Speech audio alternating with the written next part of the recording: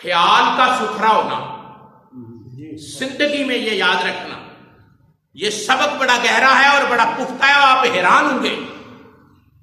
کبھی زندگی میں اپنا خیال گندا نہ کرنا،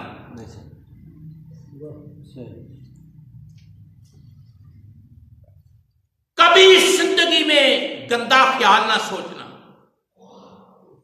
ورنہ تباہ ہو جاؤ۔ آدمی جب بھی سوچے، ہاں اس کو گھاٹا پڑے، سوچے ٹھیک، سوچے برا نہ سوچے، گندا نہ سوچے۔ گندا سوچے گا نا تباہ ہو جائے گا، تباہ ہو جائے گا گندا سوچنے والا۔ اور جس نے بھی گندا سوچا ہے وہ محبت کی چاشنی سے محروم رہا ہے، وہ محبت کی، اسے اللہ سے محبت نہیں ہو سکتی، اللہ کے رسول سے محبت ہے۔ گندا سوچنے والا آدمی کبھی محبت کی لذت کو پا سکتا نہیں۔ امام شافعی کا دور تھا، وقت تھا جب امام شافعی ہوئے۔ یہ مثال آپ نے سننی ہے اور اس پہ غور بھی کرنا ہے۔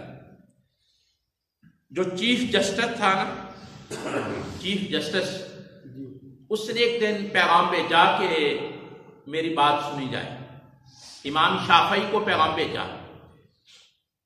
آپ عالم تھے، امام تھے فقہ کے، امام شافعی رحمۃ اللہ تعالی نے۔ چیف جسٹس نے پیغام بھیجا، آپ نے فرمایا اسے کہو کہ عالم کو ضرورت نہیں ہے ان کھاتوں کی، عالم کو ضرورت نہیں ہے نہ کھاتوں، عالم کو غیرت مند ہونا چاہیے۔ چہرہ دیکھ کر بات کرے تو وہ عالم نہیں ہے، عالم کو کھرا، دلیر اور جرأت مند ہونا چاہیے۔ فرمایا مجھے ضرورت نہیں ہے چیف جسٹس کی، ٹھیک ہے۔ پھر اس نے پیغام بھیجا کہ جناب کوئی ایسی بات نہیں ہے، میں پھنس گیا ہوں، میں پھنس گیا ہوں، کوئی مسئلہ ایسا ہے، آپ کے علم کی روشنی میں میں نکلنا چاہتا ہوں۔ فرمایا ہاں اب میں آؤں، اب میں، اگر کوئی اور بات ہے تو میں نہیں آتا، لیکن اگر کوئی پھنس گیا ہے، کوئی فیصلہ ایسا ہے کہ میرے علم سے اس میں آسانی ہو سکتی ہے تو میں آتا ہوں۔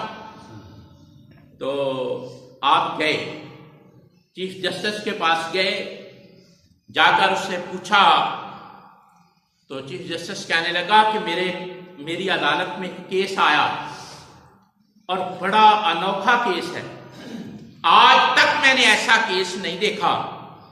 کہا جناب کون سا ایسا کیس آ گیا ہے، ایسا مقدمہ کون سا ہے؟ کہا کہ ایک ایسی عورت ہے جو شہر میں گھومتی ہے اور 6-7 مہینوں لگتا ہے کہ اس نے غسل نہیں کیا، اس کے بال پراگندہ ہیں، تکنے کو جھی نہیں چاہتا، بڑے فاصلے پر کھڑی ہو تو بدبو آتی ہے، اور بڑی گہری میل جمی ہوئی ہے اس کے جسم پر، لیکن اس نے مقدمہ کیا ہے میری عدالت میں آ کر کہ میں ماں بننے والی ہوں، میں تو مجھے وہ آدمی چاہیے، اور جو امانت میں نے اٹھائی ہے اس کا کیا بنے گا؟ تو وہ آدمی نظر نہیں آ رہا، میں کیا کروں؟ اگر اللہ نے پوچھ لیا کہ تیری عدالت میں ایسا کیس آیا تھا تو نے کیا کیا، تو کیا جواب دو گے؟ تو میں تو ڈر گیا۔ اس لیے قرآن فرماتا ہے انما یخشی اللہ من عبادہ العلماء، جس کے پاس علم ہوتا ہے اسے رب سے ڈرنا نصیب ہوتا ہے۔ علم ہوگا، قرآن شریف کی آیت ہے انما یخشی اللہ من عبادہ العلماء، فرمایا خدا کے بندوں میں ڈرے گا وہ جس کے پاس علم ہوگا، علم نہیں ہوگا تو ڈر، علم ڈرائے گا۔ تو جج نے کہا جناب میں ڈر گیا ہوں، عورت کیس لائی ہے کہ میں ماں بننے والی ہوں، اور عورت کی حالت دیکھوں تو پتا چلتا ہے کئی مہینوں سے اس نے غسل نہیں کیا، बदबू आती है, मैल जमी हुई है, गंदगी का ढेर मालूम होता है, बंदा उसके सामने ठहर नहीं सकता। और वो कहती है कि जिसने ये किया है, जिसकी ये अमानत है, उसे तलाश करो, सारे मामलात का वो जिम्मेदार बने।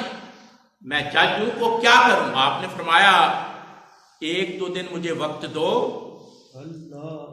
मैं तुम्हें इसका हल बताऊंगा। कोशिश करता हूं जो इल्म रब ने मुझे दिया है उसकी रोशनी में मैं कोशिश करूं। जब 2-3 दिन का वक्त गुजरा ना, तो इमाम शाफी अदालत में आए, फरमाया मैंने मसला हल कर लिया है, मैंने मसला हल कर लिया है, इल्म की रोशनी में मैंने मसला हल कर लिया है, बंदा ट्रेस कर लिया है। जज तो हैरान हो गया, कहने लगा हजरत कैसे? आपने फरमाया आपने अल्लाह के दिए हुए इल्म की रोशनी में, खुदा ने मुझे जो इल्म दिया है ना, उसकी रोशनी में मैंने आपका मसला हल कर लिया है। जज ने कहा कि मैं पहले ही सोचता था कि रुए जमीन पर इस वक्त इमाम शाफई एक ऐसा आदमी है कि खुदा ने उसे ऐसा इल्म दिया है, अपने इल्म की रोशनी में मेरी रहनुमाई करेगा। जज कहने लगा बताइए हजरत कैसे मसला हल किया है? अब फरमाने लगे मैं 2 दिन शहर में घूमता रहा, शहर में घूमता रहा, तो घूमते घूमते ना एक वाकया ऐसा मेरे सामने हुआ कि मुझे गुमान है कि ये काम उस आदमी का है। जज हैरान हुआ, कहने लगा हजरत अच्छा कैसे? आपने फरमाया वो जो फलां जगह दुकान है ना, शहर में फलां जो दुकान है, उस दुकान का जो मालिक है ना, लगता है उसने ये काम किया है। तो जज कहने लगा हजरत वो सरमायादार अमीर आदमी और बड़ी वज़ाकता, बड़े रख रखाव से बैठता है, और ये गंदी औरत के जो दूर खड़ी हो तो घिन आती है, कोई इसकी शक्ल नहीं, कोई इसके हालात नहीं, उसका और इसका कैसे मैच है? इमाम शाफी ने जो फरमाया कि मैंने एक गुमान किया है, रिसर्च किया है, तहकीक किया है, मेरा विजदान कहता है कि वही आदमी है।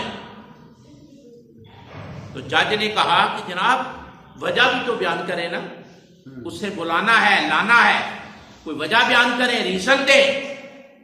तो इमाम शाफी फरमाने लगे कि मैंने इस तरह गुमान किया है कि सुबह के वक्त में उसकी दुकान के सामने से गुजरा, उसने दुकान खोली और दुकान खोलकर बैठा, मैं उसको ताड़ता रहा, हर आदमी को मैं ताड़ रहा था अपने इल्म की रोशनी में। तो उसने कुछ लिखना चाहा तो अपना कलम दवात की तरफ किया, तो दवात की जो स्याही थी वो खुश्क थी। तो मैंने देखा कि वो आदमी उठा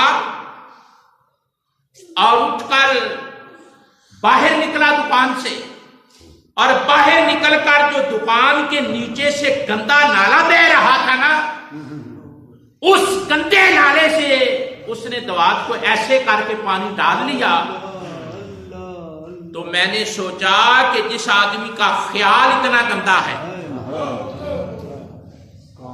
जिस आदमी का ख्याल इतना कि लिखने के लिए जो स्याही है उसमें पानी गंदे नाले से डाल रहा है, बेशक उसने कपड़े सुथरे पहने हैं, बड़े रख रखाव से बैठा है, कुर्सी पे बैठा है, बड़ा बावजा लगता है, लेकिन उसका ख्याल इतना गंदा है कि उसने लिखने के लिए दवात जो है उसको नाली से भर लिया है।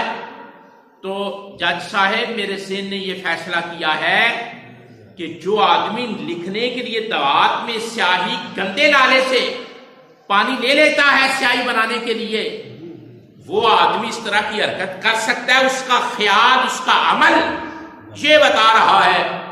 तो जब जज ने उस आदमी को गिरफ्तार करवाया, तलब किया, तो वही आदमी था جج صاحب نے کہا اے امام تیرے علم کو سلام ہے.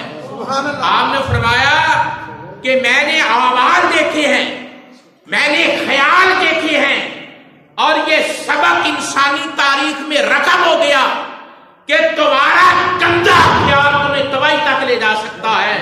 کبھی زندگی میں خیال کو گندا نہ کرنا, ہمیشہ خیال ستھرا رکھنا. ستھرا خیال رکھو گے دین بھی بچ جائے گا, تمہاری دنیا بھی بچ جائے گی.